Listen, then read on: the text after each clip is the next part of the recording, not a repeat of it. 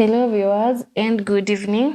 Welcome to Roundup News with me, Ruth Wairimu, and my sign language interpreter doing the voicing, Irene Chebiwot. Let's focus on our news. The National Council for Persons with Disabilities has issued a public warning over a group using a name similar to the statutory government agency, saying the move risks misleading persons with disabilities and the general public. In a notice dated January 21st, 2026, the Council said it had identified a group operating as the National Council for Parents of Children with Disabilities in Kenya, which is reportedly recruiting members despite not being registered or mandated by law to carry out such functions.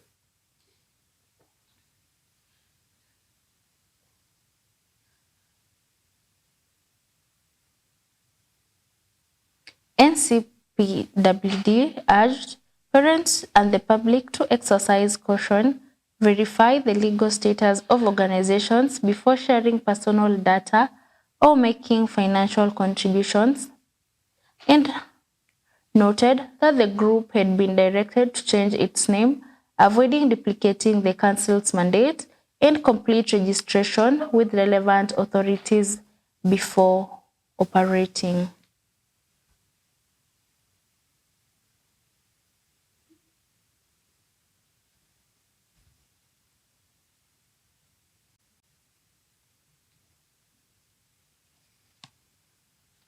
Moving on, the Kenya Pipeline Foundation has extended a significant educational lifeline to students with disabilities. A group of 94 grade 10 learners has been awarded a comprehensive 3-year scholarship designed to cover their secondary education costs.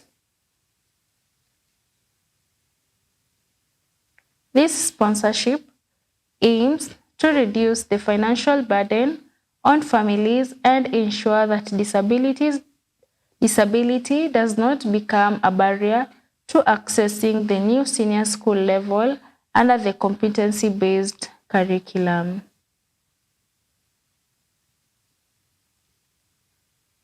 The move by Kenya Pipeline has been lauded as a vital step toward inclusive education in the coastal region.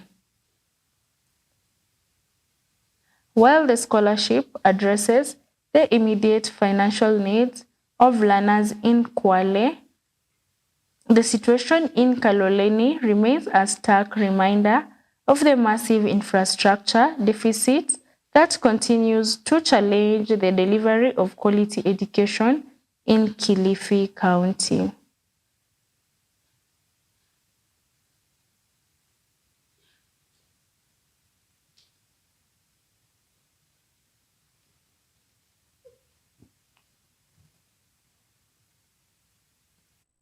Vision about capital efficiency, not asset disposal as some people are trying to make it appear. We all know that our economy is at a critical turning point.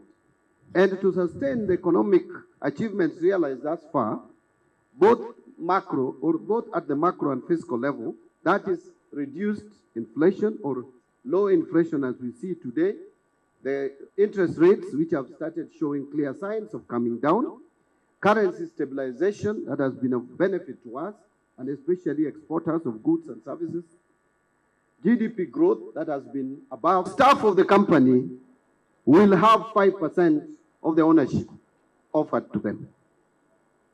The oil marketing companies, 15%. The local retail investors, 20%. The local institutional investors, like pension funds and others, insurance companies, are offered 20%. The local retail investors is you and I, the individual people.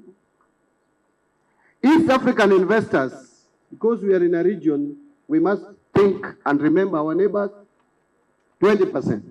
And finally, foreign investors will have 20%.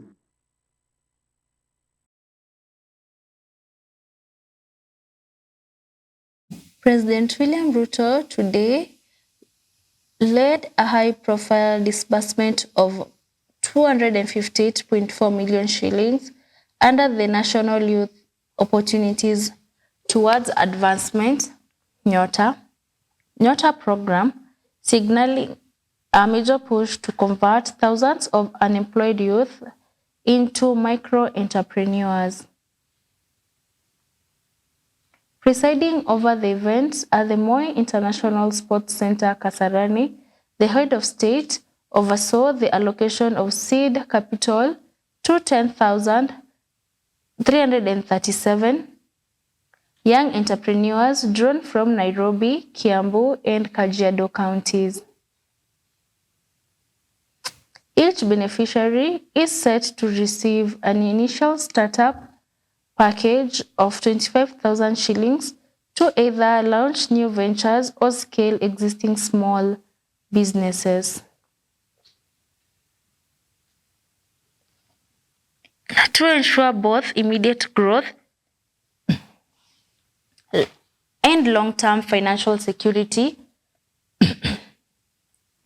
the disbursement is structured so that 22,000 shillings is sent directly to individuals' Pochi la Biashara accounts for business use, while the remaining 3,000 is allocated to Haba na Haba savings accounts. Your Excellency, tutahesabu tatu in 3, 2, 1. Pesa mfukoni. Ndio hiyo. Aya. Sasa hapo kwa mtandao sasa ngojea pesa. Pesa inakuja hapo, na wakati tunangojea pesa ifike kwa simu yako, mimi nataka niwaulize hawa wangwana. Kwanza wacha tucheze video hapo mjue pesa mtapata kwa njia gani. Wapi video?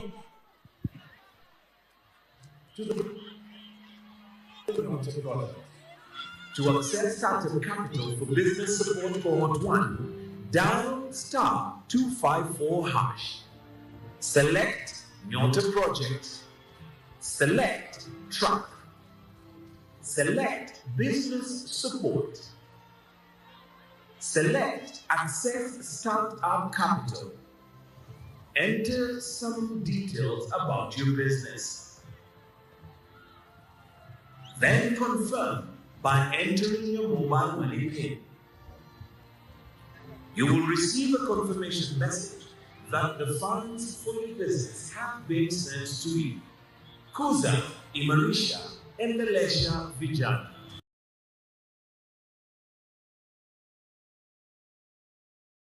The government has officially launched a plan to address the effects of severe drought, which threatens both human and livestock survival across affected regions.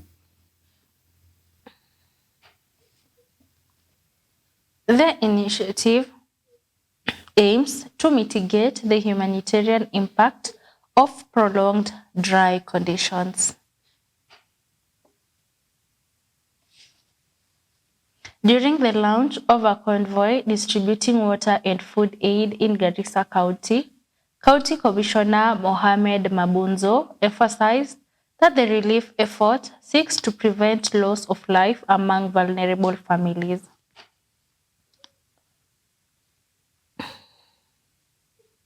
He noted the importance of timely intervention to safeguard communities.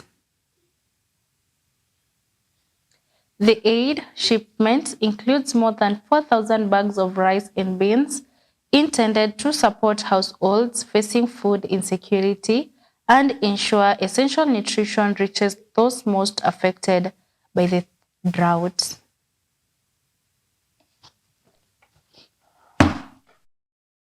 Serikali imechukua jukumu la kuhakikisha kwamba na chakula cha kutosha na hali kadhalika maji kwa binadamu na mifugo.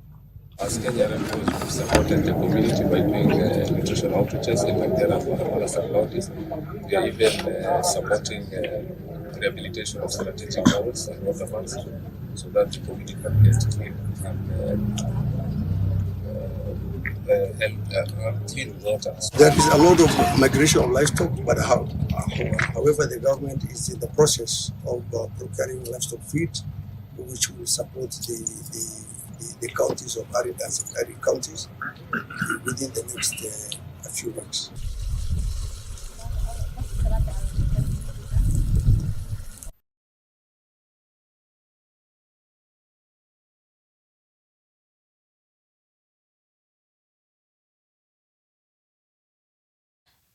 The United Democratic Alliance, UDA, has intensified its campaign activities in Nairobi as preparations for the 2027 general election gather momentum. Party officials and county assembly members have begun grassroots mobilization to popularize UDA's agenda and build support for President William Ruto's second-term bid. As part of the push, UDA has set up a National Steering Committee (NSC) Aspirants Forum to provide a platform for party members seeking elective seats.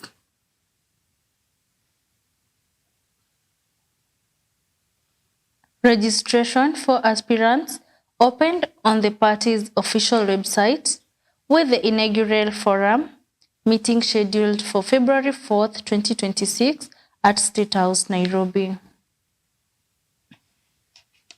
The campaign comes amid broader political maneuvers, including internal reorganization and potential coalition talks with other parties. UDA aims to solidify its position nationally while ensuring strong representation in Nairobi ahead of the 2027 election cycle. For aspirants seeking various positions for the polling center Congress commences today on the party website. There's a portal where the aspirants can register, and we encourage them to start registration today. Kuhakikisha tumeanza kuleta vuguvugu la hawa wawaniaji wa hivi viti tofauti.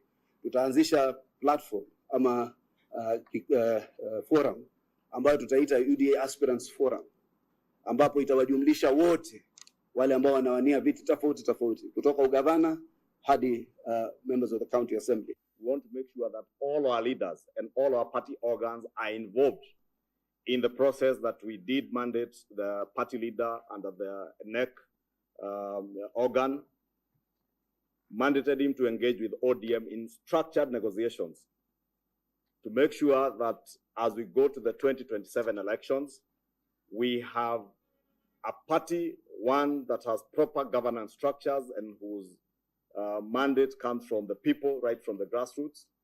And two, that as we strongly believe, this party, the Kenya Kwanza Coalition, is a party that is forming government after next year's elections. The 10-point agenda has given us a basis for working with the ODM.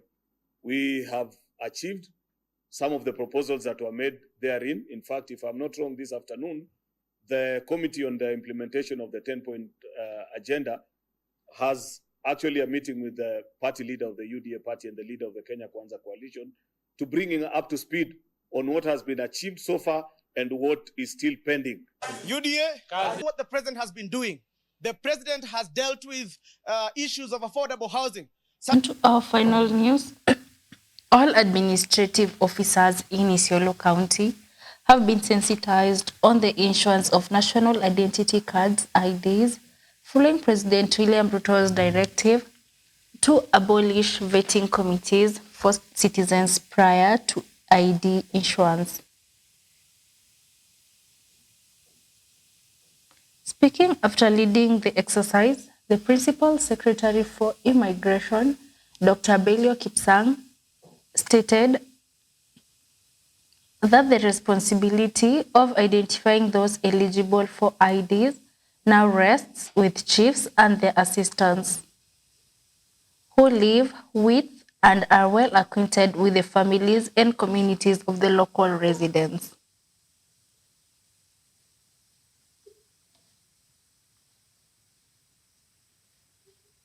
That's all we had for you, our viewers, for the Roundup News. You've been with me, Ruth Wairimu. Have a nice evening and goodbye.